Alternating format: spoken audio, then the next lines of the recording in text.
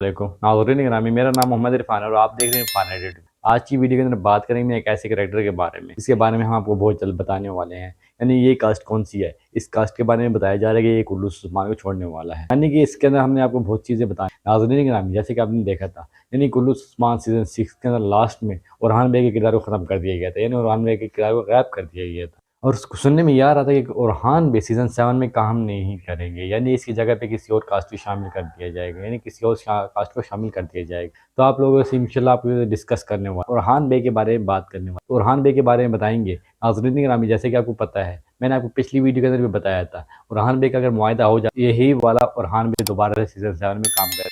अगर ओरहान बे का मुआहदा नहीं हो तो इसकी जगह पे किसी और कास्ट की शामिल कर ली जाएगी। नाज़रीन ग्रामी, हमें सुनने में यह जो कि पहले मलिक शाह के ड्रामे में काम करने वाला संजार बे, यानी ओरहान बे के लिए सिलेक्ट कर लिया गया। सुलझुको का रोई ड्रामे में काम कर रहा था, यानी ओरहान बे का किरदार को फॉलो करेंगे और इसके किरदार को निभाएंगे। नाज़रीन ग्रामी, इस किरदार के बारे में आप लोगों की क्या राय है? क्या ये ओरहान बे की जगह को अपना पाएगा, यानी ओरहान बे की जगह को पूरा कर पाएगा? तो आपने कमेंट सेक्शन में लाजमी जवाब देना।